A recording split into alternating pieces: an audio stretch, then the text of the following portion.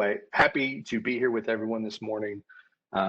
Thanks for tuning in on where I'm at. It's still kind of a dreary, rainy kind of morning. Actually in Winchester, so lots to go through this morning, lots to talk about. I've got a lot of great things that I'm excited to share with you, some upcoming the sneak peek at some things we have planned for the year, but also a little bit of what I'm kind of calling the rethinking of STLP. So yeah, our original title here was STLP, Great Tech Ed Resources for K-12.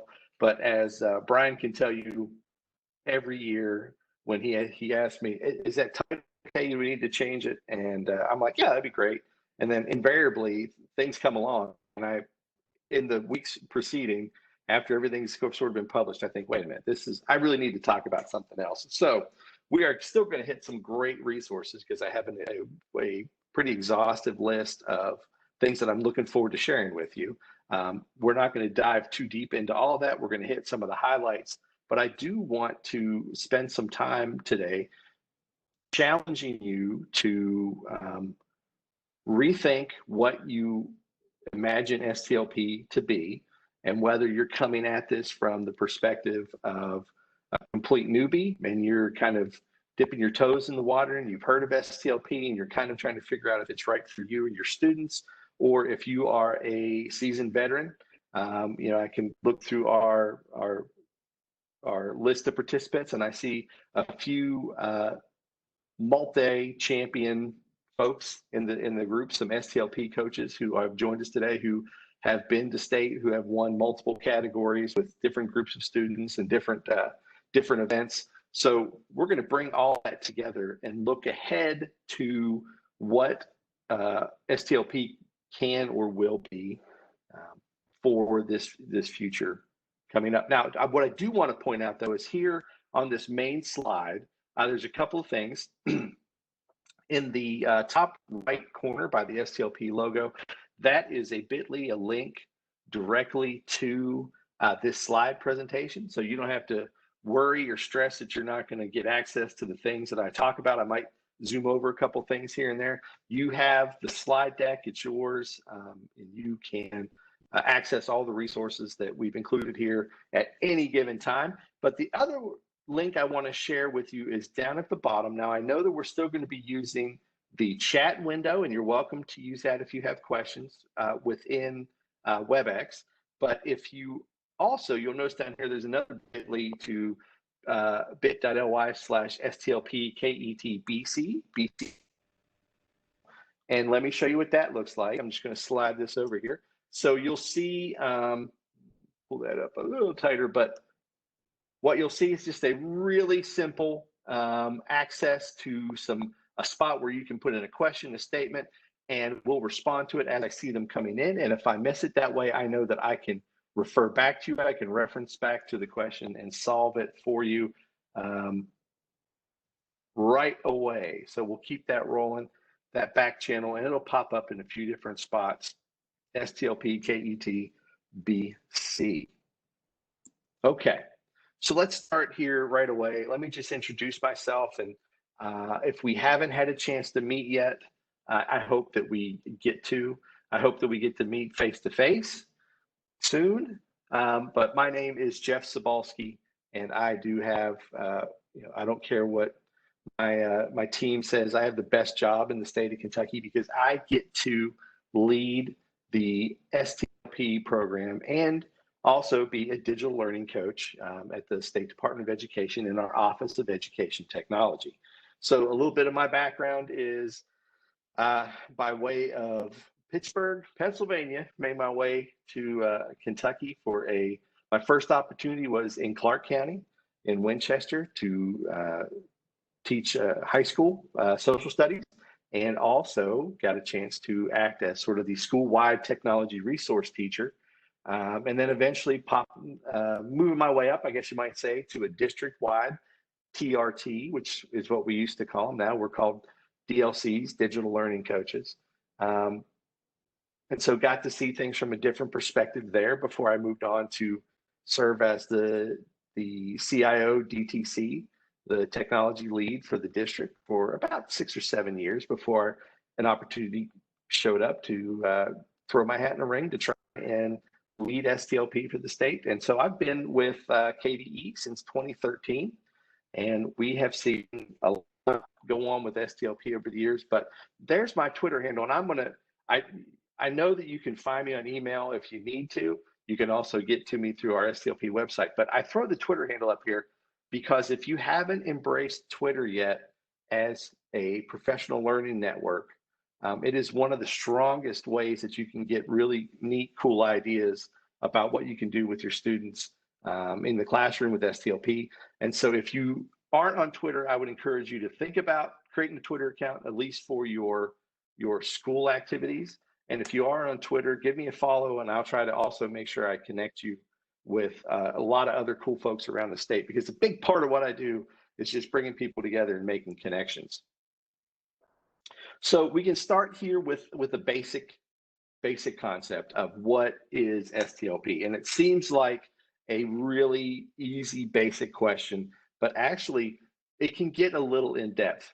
So that first question of what is STLP can kind of start with, yeah, we know that STLP is the Student Technology Leadership Program.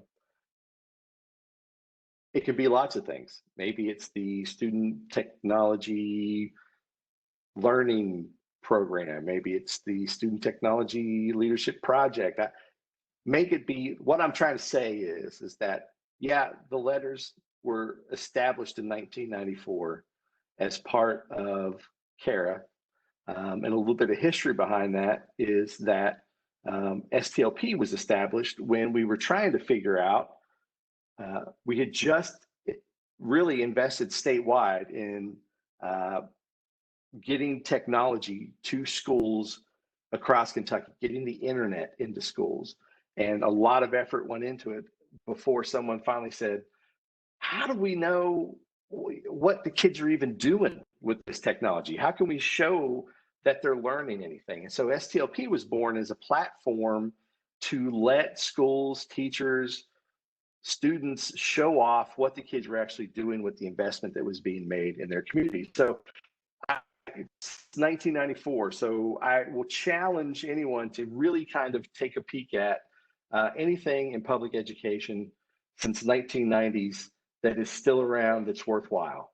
And I say that, and I hope that the new commissioner is not listening or anything like that. But honestly, STLP has been a staple for 25 plus years, right? We're really, really, really growing it. And thank you for the comments from Nicole. Yeah, it has grown a lot in the last 4 years. But here's one thing that maybe you didn't realize, that Kentucky is actually a leader in education technology around the country. And it's really easy. We always hear the stories of, oh, poor Kentucky, and Kentucky's in last in this, Kentucky's the, lagging behind in this area. And it's always a little bit of woe is me kind of attitude. But the reality is that all the way back in 1995, we had every school in the state of Kentucky was connected to high-speed internet. And I'm not talking dial-up. I'm talking in 1995, we had every school building connected to high-speed internet. Let that sink in for a minute.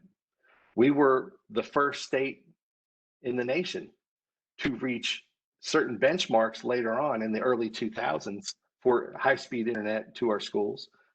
We are the best and really only STLP program in the entire country. Lots of folks have come and tried to emulate what we do, but there's something missing. There's a magic spark, I think, that's missing in a lot of the other states and in their attempts. And I think that spark is relationships. One of the things about being an educator in Kentucky is we are hyper connected, and we have since the early 90s, since CARA was introduced, and KETS, the Kentucky Education Technology System, which is a little different from KET, Kentucky Education Television, which I get a little, but KETS, when it was introduced, really changed a lot of what education technology was going to look like for the state of Kentucky. So what I have on the screen here is actually, if what I said to you was surprising, that we had every school connected to high-speed internet back in 1995, because frankly, we find ourselves a lot in our team here at the department, in meetings where we will hear well-meaning, well-intentioned folks, um, politicians often say, it's my priority to get all of our schools on the internet. And I try not to, like, I had hair when I started, but I pulled it all out from listening to people say that, because we've had internet for so long. We've led the country for so long. So if you want to look at some of the highlights and the top, sort of our top uh, exciting things that we've done with education technology, there's a link there to our CETS timeline, and I would encourage you to check that out, because you might really be surprised by some of what you see. But STLP at this moment, this is where we were at the end of last school year, with 751 schools participating actively, 139 of our 170 plus districts, and over 60,000 students that we know of were participating in STLP. And so, by the way, you have a link down there at the bottom if you want to go check out where all this data is coming from. But it's important because STLP, what is STLP? STLP is these folks right here. STLP is the why of what we do. STLP is about students. It's about students designing, students making, students connecting, and students learning. And so what is STLP is really just all about this, the end game. The end game is our students. And so one of the reasons why I have such confidence in our sort of as a state right now in the midst of all this turmoil is that I know above everything else that all of our educators recognize this, that there's the majority of us recognize that the end game is our students making things, demonstrating learning, and getting to participate in as many opportunities as possible. And so from the STLP perspective, that is super important, because how does the program stay alive since 1994? And that's because we are constantly reinventing STLP. Every step of the way, we are looking for ways to keep it relevant, to keep it interesting based on changing circumstances, changing technologies, what's available in schools. And we find a way to make a level playing field all the way across the board. There's a way for participation at every level, whether your school has one-to-one Chromebooks in every student's hands, whether you are, not to that point yet, there is a way to participate all the way through. Yeah, there's some really cool stuff going on back here. Let me double check the back channel for a second while we're, by the way, there's that link to the back channel if anyone's popping any questions in there. So reinventing is important. We can reimagine STLP, and we are very agile, which we demonstrated, back in March when we had no choice, but as a state, as educators, to pivot over the course of a weekend and keep education and learning happening despite things that were happening in the world. And we're going to talk about how STLP is poised to stay on top of it. But someone did mention the last few years we've had a lot of growth. Absolutely. We've had actually double-digit percent participation growth each year. And most of the last 7 years, we've had over 20%, 22, 23% participation growth each year, which is crazy. That's a whole lot of folks getting involved. And we have to stop and ask ourselves why. Yeah, we were reinventing things all the time, but what's the real underlying cause? And this is what's going to shock you if you have some preconceived notions of STLP. This is why, because STLP is your whole school. If you are still operating under the idea that STLP is only for a select few of students at your school and can only operate as an after-school club, then you are actually missing out on a much bigger picture. Now, that is not to say that STLP can't and isn't successfully existing as an after-school club only in some schools. But the majority of folks where we see the greatest impact on student learning are schools that have figured out that STLP can cover the basis for tons of students at your school. And I'm going to show you today exactly what we've been doing to help make that just a little bit easier. Because we're all at this stage right here where we are trying to figure out what is going to be this effective technology integration. How am I going to handle my students if we're doing distance learning, remote learning? How are we going to incorporate the technology that is getting thrown at me? A lot of districts are buying a lot of devices right now and expecting you to know what to do with them and how to engage students with them, and a very short lead time with actually some hands-on. But the key elements here of making the thinking visible, the role that technology plays in that, the role technology plays in giving students a voice, student choice, student efficacy, getting them to buy. And then, of course, one of the biggest thing about how do we use technology to help students share their work, to show what they know, to demonstrate that learning. And so I flip this on its head just a little bit, and I say if we can do these things, we're not just trying to figure out what effective technology integration looks like, but we are actually providing impactful digital learning. And the cool thing here is that this is all a perfect fit for what STLP has to offer. A lot of the ways that we do things through STLP, we're already covering these bases built into the rubrics for every activity we do. And so one of the first resources that I'm going to share with you today is this. This is our STLP super sheet. And why is it a super sheet?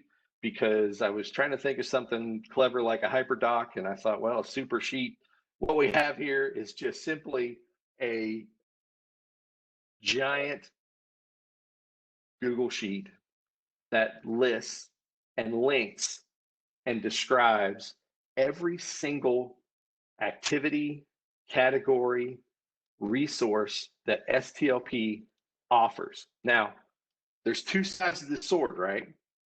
One edge is, wow, look at all of these descriptions, activities, in-depth rubrics. But at the same time, wow, look at all of these activities and rubrics. It's a lot. And so it can be daunting if you're a new STLP fledgling coach or someone who's interested in getting at STLP. The super sheet is a great spot for you to have everything all in one spot, but at the same time, don't let yourself get overwhelmed. We actually have it carved out into 3 big areas, and I'll hit on those. But the beauty about the super sheet is that we'll put everything in one spot. And by the way, we have been spending a lot of time. We've listened, and like we talk about reinventing STLP all the time.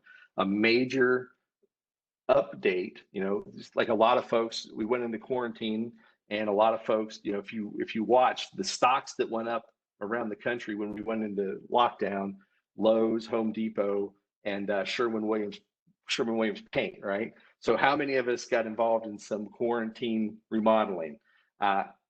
I know I did, because we used that time to take all of the feedback we've had about the STLP website, which is one of the main sources for information about STLP, and we blew it up, and we have launched an entirely new website that is pared down, straightforward, and easier for new folks and easier for folks to navigate who have been part of STLP for a while. The super sheet came first, we did that, and now we're pairing it back with our website.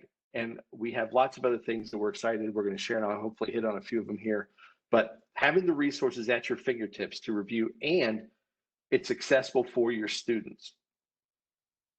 Having students do some self-exploration into finding things that they might be interested in is important, which there's a lot of buzz right now about choice boards, and using the information, for example, on the STLP super sheet as a choice board would be super fantastic for students. But there's one more reason why STLP is really poised to be for your whole school. Not only do we have activities and events and categories that cover the gambit of if technology is being used to learn in your school, which I venture it is, then I almost guarantee that there is a category or rubric that already exists that can help you with implementing that technology and that learning experience.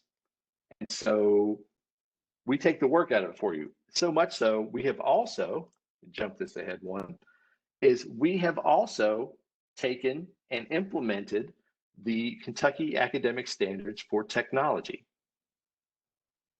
So a little bit of history back there is Kentucky has had technology standards for a while, but they haven't been revisited in, I think, maybe 12 plus years.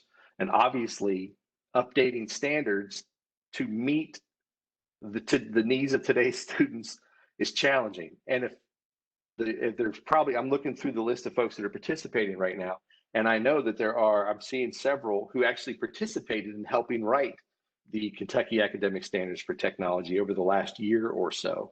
So thank you for your work on that. But those standards are required, right? They're up there at the same requirement with social studies standards, math standards, science standards, but they haven't had sort of the love or the spotlight yet. The standards right now are about to have their second and final reading from the Kentucky Board of Education, which will then pass it through to a legislative process, blah, blah, blah.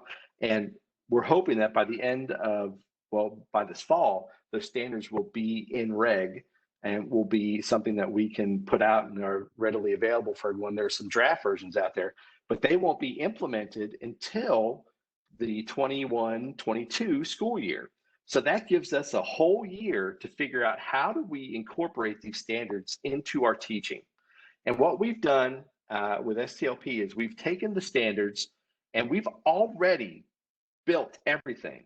From the time that we started STLP, when I came on board in 2013, we were already connecting and aligning every single activity, every rubric is based on standards. At the time, we were basing them on the ISTE, Student Technology Standards, ISTE being the International Society for Technology and Education, and they have always published technology standards, teachers, students. They are very close to the Kentucky standards. These posters, our goal here with the posters is not only have we tied the rubric, so as a teacher, if you want to jump into the super sheet and you find something that looks interesting or maybe it's something your students are already doing, now you're going to be able to look at the rubric and already know what activities are aligned to the standards, or the posters here that we are sharing right now are really for your students. We looked at the standards and man, they're hard, right? They're teaching standards, they're in teacher language. So putting it into some student-friendly language where we can talk about how am I a computational thinker? Am I organizing data? Am I breaking down problems into parts? Can I create a sequence? So this is now helping students. Again, one more way, STLP, we wanted to help students stay engaged and be active learners and be active in the decision-making around their learning, student voice, right? So we have to give them some language that helps. Now, all of these posters are available. You'll see a link down at the bottom to bit.ly STLP I am posters. You can go grab these, and I've seen folks that have used these as actual printouts. I'm not a super fan of printing stuff, but if you want them, they're there. You're welcome to use them. Technology standards tied to everything we do. It's going to help because when we do implement those technology standards, it's going to be ready to go. I saw this tweet the other day. It was actually just a few days ago from Kelly, and she gets it, right? When she realized that the stuff she's already doing with her kids, the normal assignments, are STLP things, that they fit right into what she's doing with STLP.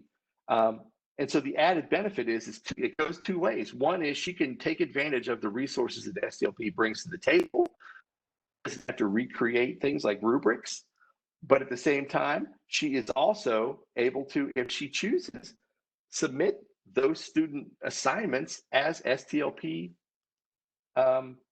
competition pieces, which, yeah, secret there is another side of STLP that we'll look at a little bit, because the question here is, she gets it, the things, the normal things, but what are those things that she's talking about? What are the STLP things that her normal assignments fit into?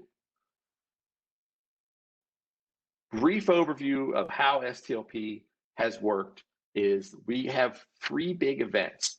These are events that happen typically outside of your school or are involving folks from outside. Thanks for putting that link in the chat there, Brian. Appreciate that. The big 3 events, we have our regional events in the fall. Typically, we have DPOJ, which is our digital product online judging.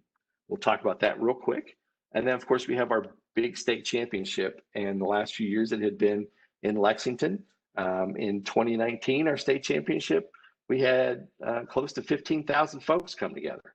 So it's a big, big day. But here are the big 3. I'm going to break them down real fast. If we look at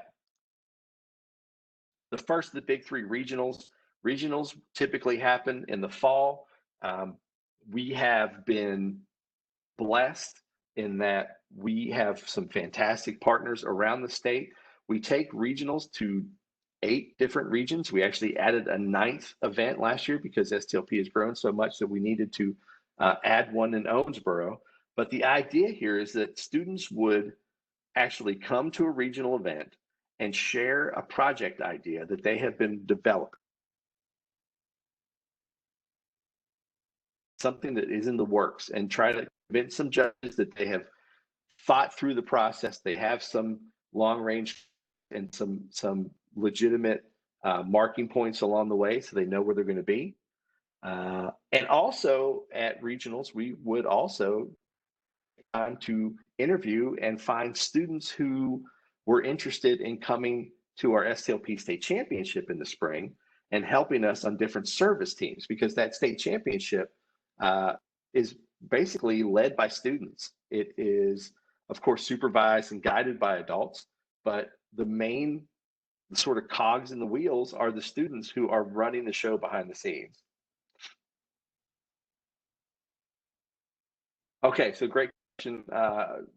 Jerry has a question. If regionals, and I see this in the chat, if regionals are in the fall, are the assignments from just the fall school year, or can they be from the prior year as well? Absolutely. So great question. Regional events, projects do not have to be something that necessarily, we don't have a hard stop that says regional projects have to start this school year. It could be an extension of something they started over the summer. It could be an extension of something that they were wrapping up at the end of last year. It might even be a reimagining of a project that they worked on all of the previous year and maybe even brought to state. Now, of course, we would want that to be, majorly updated and renovated, and what do they learn and all those kind of things. But the idea here is not so much about rules and regulations as much as it is about finding ways for students to shine and show what they know. Okay. I can't say it any clearer than that. One of the big things that challenged folks that had been part of STLP for a long time, when I came on board in 2013, is I quickly phased out our big manual, our coordinator's manual. We had a big 3-ring binder that was 2 inches thick with paper that every year people wanted to print out and look at, and it was full of rules and regulations, and I appreciate that, but I really thought that we needed to go a different direction. And so far it's working out great. We're getting more participation because I think opportunities for students are more important than those rules and regulations. But great question. And so before we get too far into that, jump over, and there's a link there where you can go and get additional information about regionals. We're not going to go too deep into that today. DPOJ, I'm going to hit real high. I'm sort of a highlight here. DPOJ is our digital product online judging. This is 100% online. So what a perfect time for this. Students don't have to necessarily meet. They don't have to submit anything in person. Everything about DPOJ is student created work. Often it's work that they've already done for fun. Maybe it's something they like to do, digital art, digital music. And as the STLP coach, your task is just there to help get that stuff out so judges can look at it. All the judging happens online, all the feedback happens online. And so it is perfect, right, for this time of I don't know if it's this time of year, but I want to say for this particular circumstances we find ourselves in. So DPOJ is by far one of the biggest things that is going to grow. We're adding categories as quickly as we can. We're taking some that we realize we're maybe getting stale, and you'll see those kind of either get melded into something else or they maybe disappear altogether. That super sheet will stay up to date, but just know that this is perfect opportunity for you to engage in STLP without ever having to even think about leaving the building or bringing kids together. DPOJ, lots of opportunities there, and we can look at the super sheet to get some ideas of what those categories are. And the last but not least of our big three events was our state championship. It's exactly what you might think. We come at it from the same way that you would come at a Sweet 16 state championship. We're at Rupp Arena. We rent out all of the Lexington Convention Center. They have been a fantastic partner to us with close to 15,000 folks participating the last time we got together in 2019. It's just so awesome to see everyone coming together to celebrate students using technology to learn. And I'm even more excited about what we're going to see this year because we are ramping up so quickly in so many districts in so many ways, how students are impacted by the use of technology. And so I think we're going to see even more opportunities to show off the great things that are happening. Obviously, now, again, go back and all of these items are listed in the super sheet. You'll even see that they're kind of organized regionals, DPOJ, and state. So you can take a peek and dig into that. But the real question we want to get back to is what is STLP? And we have to add the caveat of in the time of COVID-19, right? That is the real question that we have to kind of think about is what is COVID-19 going to do to STLP? Well, I can tell you a couple of things right off the bat. It's not stopping STLP in any way, shape, or form. So we are going to great lengths to figure out how we adapt and we reinvent to stay agile to meet the needs of all the schools in this uncertain time. When are we going back? Are we going back? How long are we going to go back? How many kids are coming to school? How many kids are going to be home online trying to learn? How many folks are going to join a virtual academy and not come back to my building at all this year? And so now more than ever, that notion of STLP is my whole school and it is not a club is so important because it's really hard to have a club that meets after school when there aren't any after school activities. And so we want to keep this opportunity available to students. And that means we're going to change things up. And in the time of COVID-19, that means we're going to have to be super duper creative like we were with our state championship this year. We went 100% digital. We took a totally different approach. We rebranded it STLP at Home, and we shifted gears quickly and made sure that the state championship was still an opportunity for every student that could participate. Now, we recognized that there was going to be some students that couldn't participate. In truth, I expected a tremendous drop in participation, but we were all pleasantly, I won't even say surprised, blown away to find that participation rates were through the roof, and kids were finding ways to overcome in so many different ways that it was actually very inspiring to see. Because from our perspective, we did not want STLP in March because let's see, the STLP was scheduled for, I think, April 8th, something. It was right when everything was going down. And so from our perspective, with all the sort of emergency status of what was happening and everything kind of getting turned upside down on its head, I did not want STLP to become one more thing that was one more thing on the teacher's plate, something else that they had to worry about. And so we completely revamped all the rubrics. We went all online with challenges. We had at one point, we have a coding challenge typically at state championship. At a normal state championship, the kids that are participating in the coding challenge would come together in a room in the morning, be given a prompt, and then would have a few hours to write code to solve the problem. Simple solution. And the folks that were behind it said, we can do this. We don't want this to go away. And they did it online in a Google Meet, and everyone stayed online and people were sharing screens. And it was not the same as being face-to-face, but it was still a fantastic experience. All of the state projects that started back at regionals presenting their projects that had built all the way through to present at the state championship in Rupp, well, we had to figure something out there. We blew up the rubric for state championship projects, and we went with all online. However you can present it, whether it's a website, whether it's a video, whether it's a screen capture of an interactive chat between your team presenting their project board, whatever you wanted it to be, we accepted it. And we took it in and then gave judges some time to review it. Excuse me. To review it, give some feedback, and then they selected who our state champions were going to be.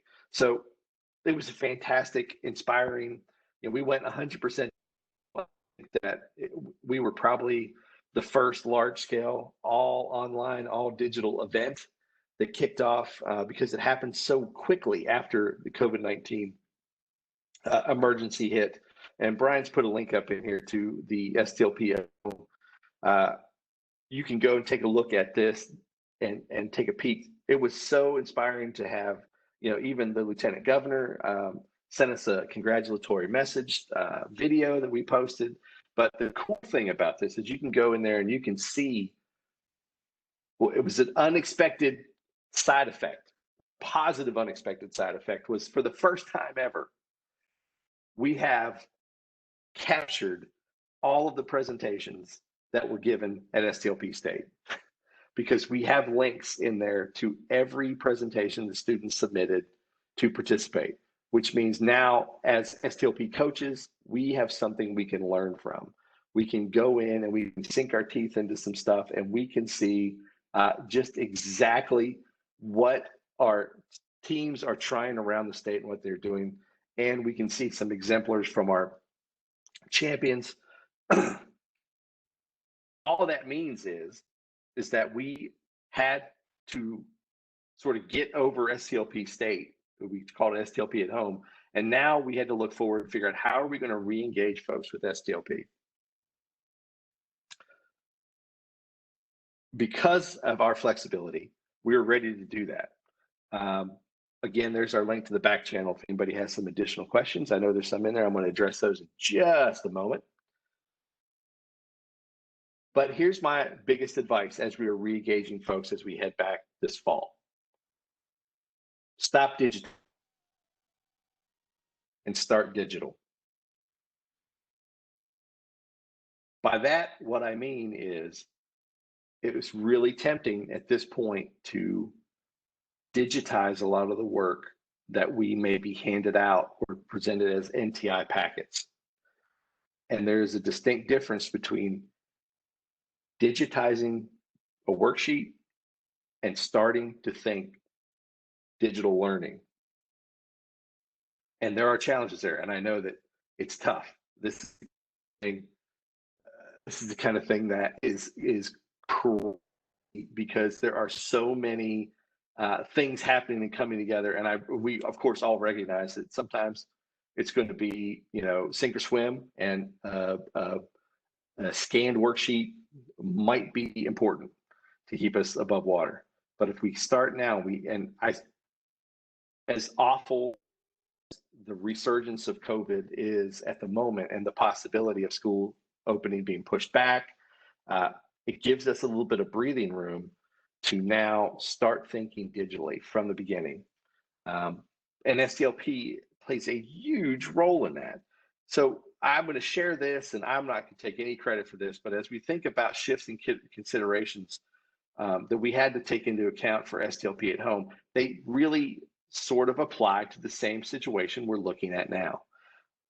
Kids were at home, where typically STLP was happening in school. Now learning via STLP was happening in the learners at their home, where before, STLP was paced, it was participation after school, it moved into asynchronous instruction, and it was self-paced, and you can read down through this list. But these are the things that we have to consider as we look at moving to a remote digital learning environment, and they are a perfect overlay to the same things we had to think about for STLP at home, which tells me we're kind of on the right track. These are, by the way, these are not mine in any way, shape, or form. These are from Katie Martin, and her blog is linked there at the bottom of the page. Total full disclosure, she's 100% smarter than me. And I take no credit for these amazing words that she came up with. I stuck STLP in. But the bones here are that there's so much that we can transition and build off of in STLP to lift up your whole school. Use STLP as that leverage point to engage and lift up your whole school in so many different ways.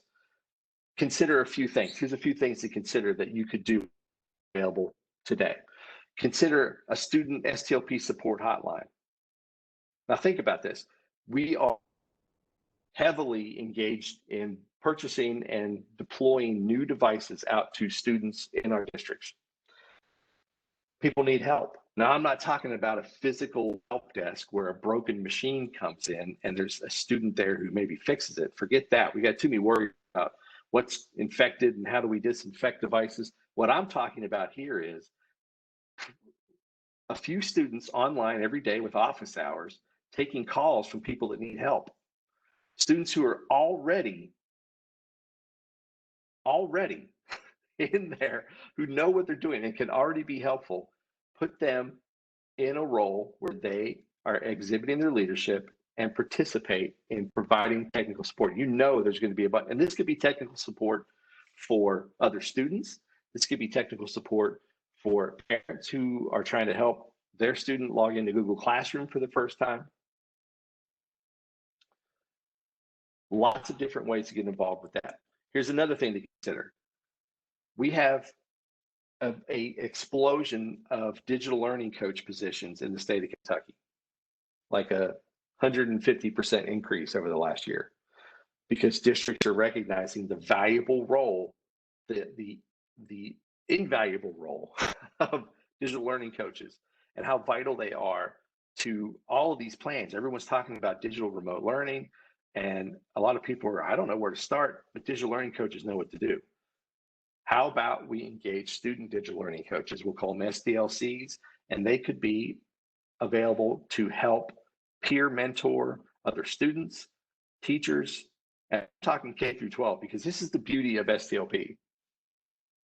It's not a high school activity, right? It is really pre-K through 12, has a place at different levels across the board. And before you're like, well, I'm in elementary school, we couldn't possibly have student digital learning coaches. I will tell you that I have several projects that I saw where they were 3rd, 4th, 5th graders who were doing just this, providing and learning academies using technology for their community, for teachers. So I know this can be done because we've seen it. Here's something else to consider. Why not cohort-based, cross-curricular, project-based learning? Okay, a lot of words there. But now we're trying to figure out, how do we get back to school? How do we make things happen? Imagine if a group of cross-curricular teachers, we have our math, science, social studies, English language arts, all co-taught a cohort of students you pick the number 30, 60, 90, whatever it needs to be for your school. And each of these cohorts worked on project-based learning. Now we have natural subject area overlay that are immediately applied to the project that is happening. But on top of it, now you get to take advantage of all of the STLP resources for project-based learning that are already laid out. So if you're not even sure where to start, you can jump over to the website, go to the project section of the page, and there are step-by-step guides on how to get started with project-based learning that if you do PBL in your school, you can then pick up and present that PBL project at STLP. So it's all working together. And because you're doing it using rubrics and activities built through STLP, you know which technology standards you're hitting and when. It's a perfect fit. One more thing to consider. We all know that there are minimum graduation requirements. And if you look at the bottom of that minimum graduation requirements, there's something that says demonstration of technology proficiency. And a lot of folks are trying to figure out, how do we do that? And a lot of folks are actually going out and purchasing certification programs and saying, well, if our students can sit down and get Google Teacher Certified or Google certified in some way, that qualifies as their technology proficiency minimum grad requirement. Awesome, that's great. Or how about participate in the STLP project cycle and demonstrate the use of technology over the course of a year-long project, and that is the capstone graduation requirement for your student. It's built in. It's built in. I say this to those DTCs, tech leaders, everywhere I go. When I meet with them, I say, you have STLP, which means you have students here participating, which means you have ready-made presentations for your Board of Education. When they want to know why they need to approve the budget for their technology line item this year, you have students who are already versed and ready to show off why the technology is important. Same thing here with the minimum graduation requirements.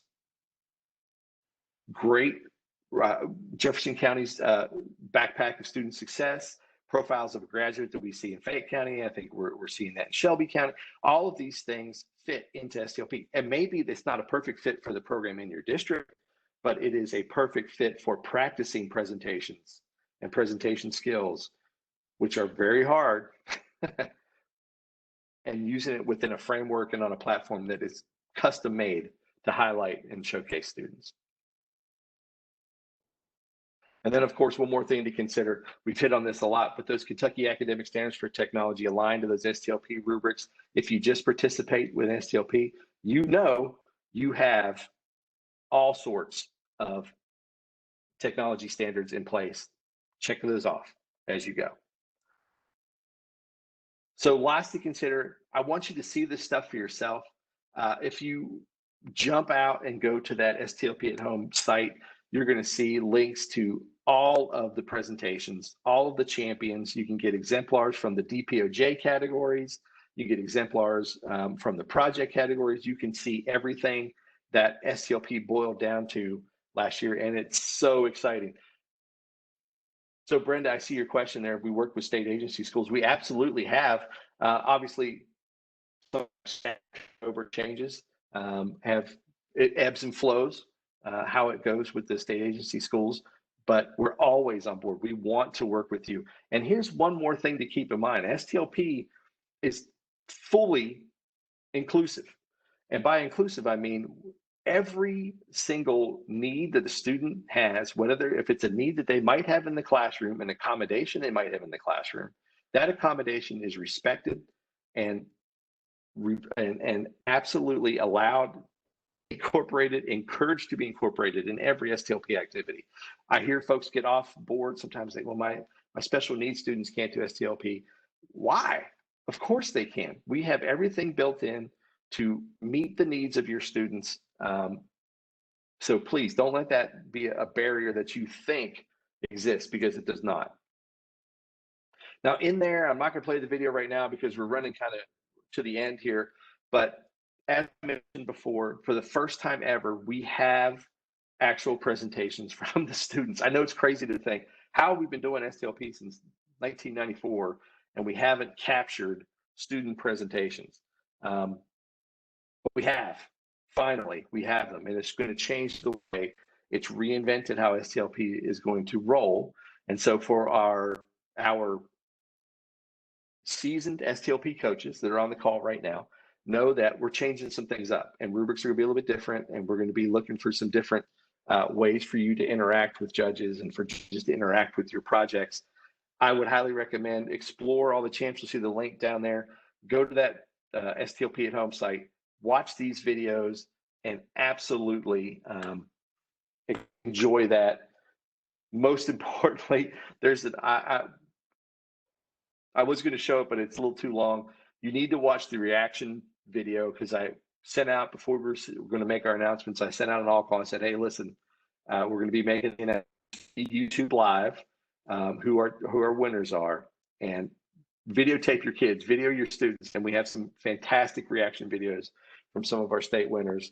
Unfortunately, I also get to see some of the reaction videos of the ones that didn't win, which can be a little heartbreaking, but at the same time, the ones that didn't win will absolutely make you recognize why we do what we do with STLP. So resources, this was titled Tech Ed Resources. So I don't want to leave you wanting for resources. So here's a few things I want to do right now. This summer, more than ever, over the last few years, this has grown, but this summer, we have had so many great learning opportunities from the KY. How many folks participated in KY Go Digital a few days ago? How many folks just yesterday were in the IFL conference? Teach Me. So what I've done here is each of these virtual conferences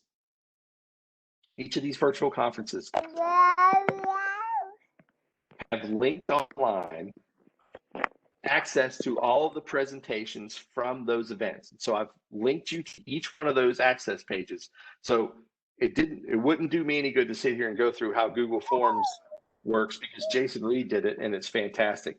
Jump into these agendas, these lists, check out the resources that these brilliant folks have already presented, and you can deep dive. Most of them, a lot of them, I won't say most, but there are a lot that directly tie into STLP, and the presenters even mention how they use it with STLP.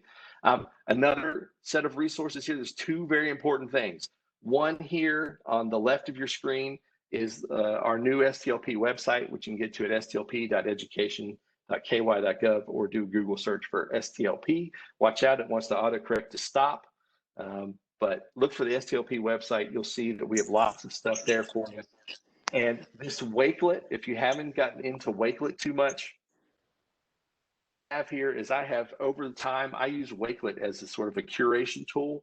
And as I run into really neat tools and resources, I drop them into my Wakelet. This Wakelet, you'll see, is also aligned to the standards.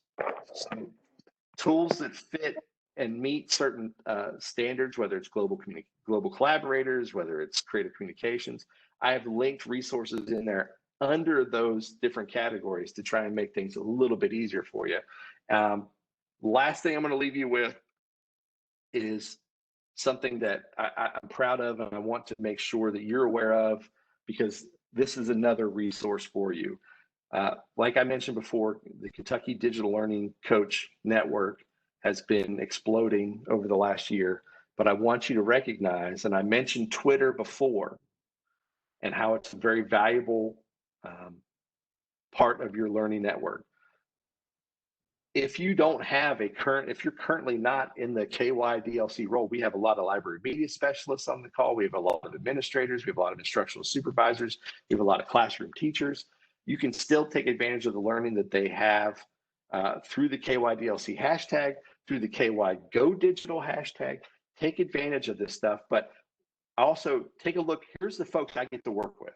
This is why I know that we're in good hands, because I am part of a team at Kentucky Department of Education that's led by Dr. Marty Park. And if you have seen or heard Dr. Park speak, he is a visionary. There's a lot of things that we enjoy daily when we're at school, from single sign-on to devices to lots of techie stuff. That was Dr. Park's vision to make things happen. He opened the door through STLP for us to have folks like James Allen, who is our statewide school library lead. Shout out for James. You should follow TL James A, and you can learn a lot from him. Also, Ben Maynard, if you had any opportunity to spend some time with Ben Maynard, he is our expert on digital readiness. He is helping districts figure out how to launch virtual learning academies. He is behind a lot of things that help your administrators get on board with the use of technology. Follow him at Ben Maynard 31. Sean Jackson is our newest, Dr. Jackson is our newest member of the team. He's just come on in the last month or so, and he's leading computer science and the IT Academy. He's also a digital learning coach on my team. I'd recommend, but major rock star here that everyone needs to follow. If you're on Twitter and you don't follow Laura Raganos, then you're wasting Twitter. So get on there, find at L Raganos and add her as a follow, because she is constantly connecting folks with great resources, great tools, great suggestions on how to incorporate learning. She is the digital learning coach guru for Kentucky, and we are so happy to have her on our team. I'll wrap it up by saying again, I'm Cybulski, and I know we hit a lot of stuff, and I know that there is a lot coming at you as teachers this time. Coming back to school is totally different. Know that I showed you my team. I'm putting my info back up here because we are here to support you. STLP is part of what I do. Every one of us runs a statewide program, but we also are here to be digital learning coaches to support you in your schools as you figure out your reopening plans, as you figure out how you're going to create digital learning opportunities for your students. Reach out, give me that follow on Twitter at Jeff Cybulski, and I am here to help you. Last but not least, please wear a mask. Put your mask on. I really want us to be able to come back for regionals at some point face-to-face. If we can't do that, I would really like to have us get together for state next year. So please, please, please put your mask on. And as we're closing out, I just want to point out we do have the questions here in the back channel. I will absolutely give you some answers, Tina and Mike, both Tinas. Good virtually, as far as going to speak, you're looking for ways of presentations. I'm going to share all sorts of new presentation guidelines as we look at, because we haven't officially announced, but regionals, it's hard to imagine how we could possibly have face-to-face regionals, even if things get back to normal. Most districts are not approving field trips and things like that. So I don't know how we could possibly do face-to-face regionals, but Tina Sharp, we will absolutely be getting out resources to help you get through that. Stop motion video, that would be a great DPOJ category. Tina, I'd love to talk to you about your ideas on how we could build a rubric around that. Mike Burns, last question we'll hit you on. What would you anticipate the total time investment need to have a successful STLP program? We could unpack that for a long time. There's so many different ways to look at different levels of STLP. Mike, I want to point you to, and I'll put it here in the chat, but I'm going to point you to some resources under our launch page in STLP about the levels of STLP involvement and what it typically has taken from some examples, but I also want to connect everyone with some of our state champion STLP coaches to get their perspective as well. So listen, I've had a great time. We've covered a lot. Please, the resources are here. The link there is in the top to pull down this presentation and make a copy for yourself. Wear a mask, stay safe, and I really hope to see you all very soon.